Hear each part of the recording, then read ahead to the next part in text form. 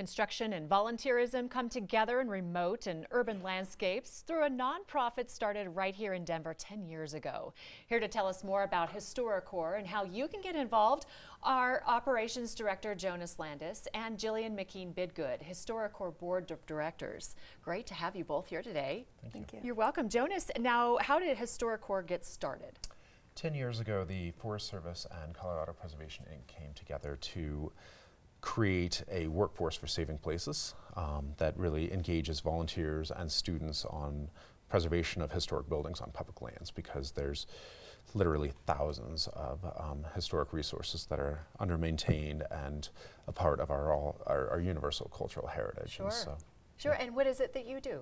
I manage the workflow of projects, estimate and really set the crews and make sure that they're all supported. Okay, and can you give us an example of some of the buildings that have been restored by HistoriCorps volunteers? Yeah, we excel in working on challenging and logistically remote sites. So so buildings that we've worked on include fire lookout towers, ghost towns, administrative buildings of all sorts for the National Park Service, Forest Service, BLM, state parks, and local open space initiatives. I think a lot of people would be surprised at how many there are really out there, especially in rural areas, right? Yeah. And then what project are you working on currently? Yeah, we at the moment we've got 2 projects active. We're actually at a tail end of our season, so we have 7 crews normally, and only 2 are left out in the field. But one is working on an 1830s brick schoolhouse in eastern North Carolina at the moment, and then the second is actually right here in Denver on a 1904 trolley stop that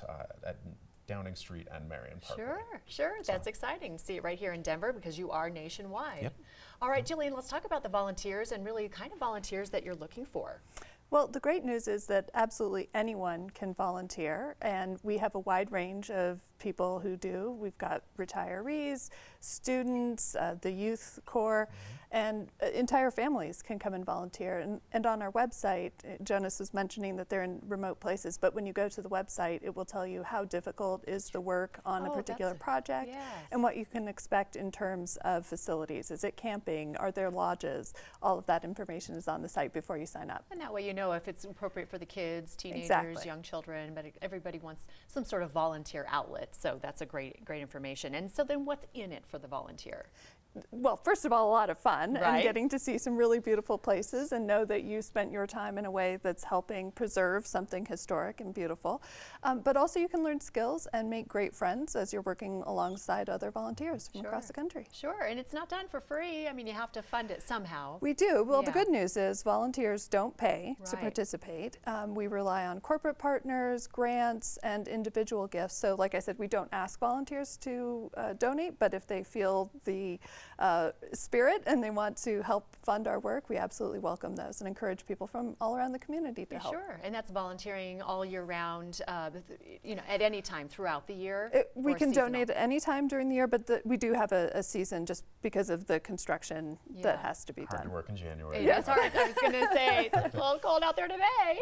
What about future projects, Jonas? What do you have? Future projects, we work all over the nation, and so that means we take on a diverse range of projects from the mining sites to actually we've got a project. One of our first projects of 2020 is in Puerto Rico on a stone building that was constructed in the 1930s by the Forest Service as well. But all over the nation and really unique places and neat buildings too. What rewarding work that's got to be. Yeah. Not only the discovery of those historic places, but then just really the completion of that rebuilding, if you will. How do we find out more information about the volunteerism, the projects themselves? You can go to our website, HistoriCorps.org. You can also reach out to us from our website. There will be contact information for phone numbers for either volunteering or donating or about projects if people are interested in connecting a project with us. It's fascinating. We're glad you shared that with us today. Thanks so much. We appreciate it. Learn more about how you can spend your vacation next year by volunteering in some of America's most beautiful landscapes. Visit HistoriCorps.org today.